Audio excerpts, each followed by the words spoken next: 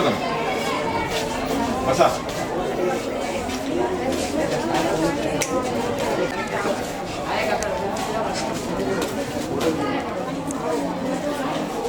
అంటే అక్కడ దాకా పాల్గొంటున్నాం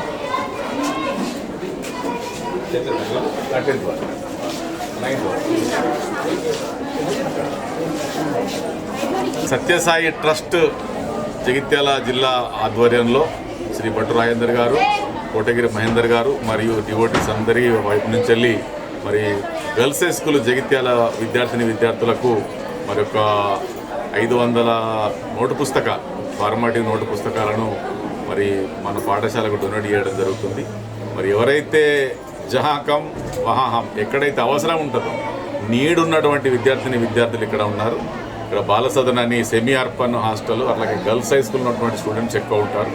దూరం నుంచి వచ్చే పిల్లలను దృష్టిలో పెట్టుకొని మరి సత్యసాయి ట్రస్ట్ వాళ్ళు చక్కటి ఆలోచనతో పాఠశాల విద్యార్థులకు మరి ఫార్మేటివ్ నోట్బుక్స్ అట్లాగే పెన్నులు కూడా ఇవ్వడానికి వచ్చినందుకు వారికి పాఠశాల ఉపాధ్యాయ బృందం, ప్రధానోపాధ్యాయుల తరఫున ధన్యవాదాలు తెలియజేస్తూ మరి బాబావారి ఆశీస్సులు వారందరికీ మనందరికీ కూడా ఉండాలని, ఈ సకల ప్రపంచ ప్రజలందరూ కూడా చల్లగా ఉండాలని, చక్కటి కార్యక్రమాలు చేస్తున్నటువంటి వారు మరిన్ని కార్యక్రమాలు చేసి మరి సమాజానికి తోడ్పడాలని కోరుకుంటూ వారికి ప్రత్యేక ధన్యవాదాలు తెలియజేస్తున్నాను. కావాలని చెప్పేసి నా యొక్క కోరిక ముఖ్యంగా. ఎందుకంటే కొన్ని చిన్న ఫండమెంటల్ విషయాలు నేను ఒక చిన్న ఎగ్జాంపుల్తో చెప్తాను. మనం ఎందుకంటే చాలా మందికి చాలా రకరకాల బ్యాక్గ్రౌండ్స్ తోటి మనం వస్తాం ఇక్కడికి ఇంటి కదా. ఇక్కడ స్కూల్కి వచ్చిన తర్వాత మాత్రం అందరికీ యూనిఫామ్ ఎందుకు ఇస్తారు తెలుసా? అందరికి యూనిఫామ్ ఎందుకు వేసుకోవాలని చెప్పేసి అంటారు. ఎందుకనంటే మన యొక్క బ్యాక్గ్రౌండ్ తెలియకూడదు. నువ్వు ఉన్నతమైనటువంటి కుటుంబం నుంచి వచ్చావా, నువ్వు తక్కువ స్థాయిలో ఉన్నటువంటి కుటుంబం నుంచి వచ్చావా, నీకు డబ్బులు ఎక్కువ ఉన్నాయా, నీకు డబ్బులు తక్కువ ఉన్నాయా అనేది ఇక్కడ భేదభావాలు కనిపించకూడదు అని చెప్పేసి అందరికి యూనిఫామ్ ఇస్తారు. సో దట్ ఏమవుతుంది, అప్పుడు ఎంత డబ్బులు లక్షాధికారి అయినా ఇదే యూనిఫామ్ వేసుకోవాలి. రోజుకి అంటే నెలకు 10,000 సంపాదన ఉన్న వాళ్ళు కూడా ఇదే స్కూల్ డ్రెస్ వేసుకోవాలి. అందుకని చెప్పేసి యూనిఫామ్ అనేది మనకి మెయింటైన్ చేస్తారు. సో ఇక్కడికి వచ్చిన తర్వాత అందరం సమానంగా తయారవుతాం.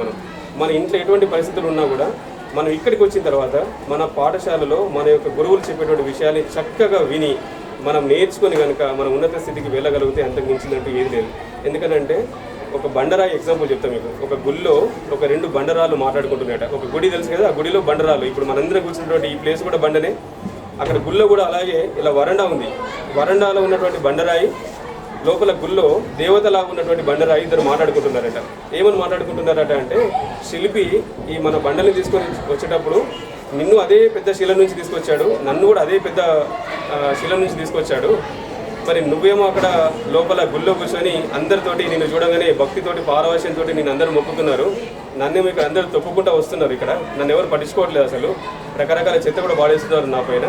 నీకు నాకు ఎందుకు ఈ తేడా వచ్చింది అని చెప్పేసానంటే, అప్పుడు లోపల దేవత విగ్రహం చెప్తుందంటే, ఆ శిల్పి తన ఉలిని తీసుకొని ఎప్పుడైతే చెక్కడం స్టార్ట్ చేసిండో నిన్ను నన్ను అందరినీ కూడా శిల్పాలు చేద్దామని దేవత విగ్రహాలు తయారు చేద్దామని చెప్పేసి చెక్కడం మొదలుపెట్టిండట. కానీ చెక్కడం మొదలుపెట్టినప్పుడు ఈ కింద వరండాలో ఉన్నటువంటి బండరాయి ఏంటంటే ఒక 4 దెబ్బలు 10 దెబ్బలు ఒక 100 దెబ్బలకే పెచ్చులు రావడము, విరిగిపోవడము, సో రకరకాలుగా కింద పడిపోవడం అనేది జరగడం వల్ల ఇది శిల్పానికి, విగ్రహానికి, దేవత విగ్రహానికి పనికిరాదని చెప్పేసి దీన్ని పరిచయ బండగా తయారేద్దామని చెప్పేసి వాడాడట. కానీ అదే లోపల ఉన్నటువంటి దేవత విగ్రహం కొన్ని లక్షల ఉలి దెబ్బలు తట్టుకొని నిలబడింది కాబట్టి లోపల దేవత విగ్రహం లాగా మారింది. ఏంటిది, మనం కూడా యాజ్ ఎ మనుషులుగా అందరూ రకరకాల బ్యాక్గ్రౌండ్స్ నుంచి వస్తాం. ఇక్కడ స్కూల్కి వచ్చిన తర్వాత అందరం ఒకటే రకంగా ఉంటాము. కానీ మన మనస్తత్వాలు వేరు, మన కష్టాలు వేరు, మన బాధలు వేరు. వాటన్నింటిని కనుక తలుచుకొని మనం ఇలాగే ఉండిపోతాం అనుకుంటే మనం కూడా ఇలాగే వరండాలో ఉన్నటువంటి బండరాయి లాగానే మారిపోతాం. కానీ మన అందరినీ మనం ఎప్పుడు గౌరవించాలి అని అనుకున్నప్పుడు ఎన్ని దెబ్బలు దాకినా, ఎన్ని ఆటుపోట్లు వచ్చినా మనం నిలబడాలి, కష్టపడాలి, ఎదిరించాలి. ఎటువంటి బాధలు వచ్చినా కూడా. ఎంతమందికి ముఖ్యంగా మీరు ఇక్కడ అందరూ గర్ల్స్ ఉన్నారు కాబట్టి చాలా మందిని గర్ల్స్ చాలా తక్కువ చేస్తారు. మీరేం చేస్తారులే, మీరేం చదువుతారులే. 10th క్లాస్ వరకు ఆపేసినటువంటి తల్లిదండ్రులు ఎంతోమంది ఉన్నారు. 10th క్లాస్ తర్వాత నేను చదువుతా అని చెప్పేసి మీ తల్లిదండ్రులతో మీరు ఫైట్ చేయగలగాలి.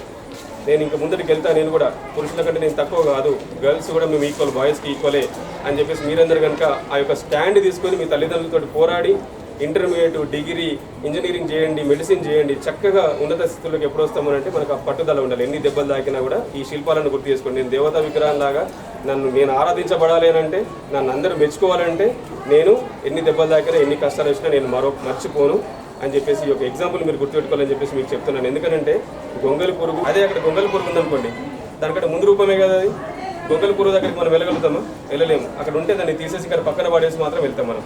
ఎప్పుడు మనము సీతాకోక చిలుకలుగా మారాలి, మన లోపల పర్ఫెక్షన్ వచ్చినప్పుడు, అంటే బటర్ఫ్లైగా మనం గొంగల పురుగుగా ఉన్నంత వరకు మనకు వాల్యూ లేదు. ఎప్పుడైతే మనం సీతాకోక చిలుకలుగా మారుతామో మనందరికీ వాల్యూ అనేది వస్తుంది.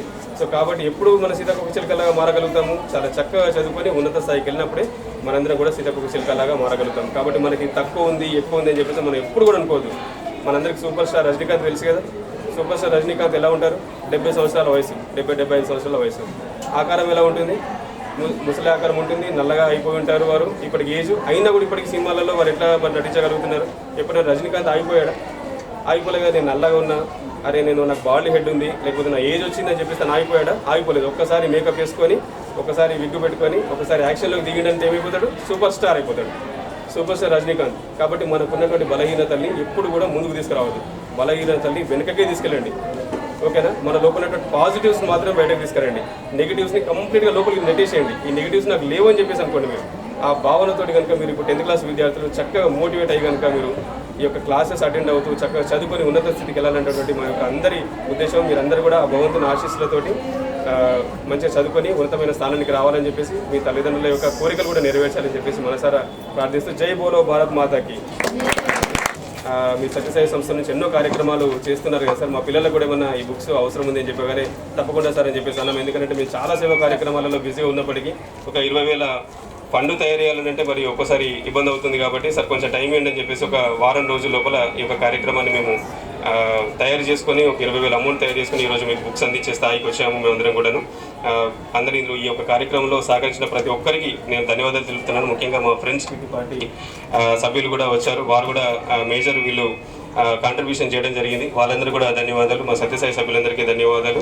అలాగే ఇక్కడ ఉన్నటువంటి హెడ్ మాస్టర్ గారికి అండ్ ఉపాధ్యాయులందరూ కూడా ఈ అవకాశం ఇచ్చినందుకు, పిల్లలు మమ్మల్ని అందరూ కూడా ఈ యొక్క పేషెన్స్ తోటి మా విషయాలు వినందుకు ధన్యవాదాలు. మరొకసారి జై బోలో భగవాన్ శ్రీ సత్యసాయి బాబాజీకి, జై బోలో భారత్ మాతాకి.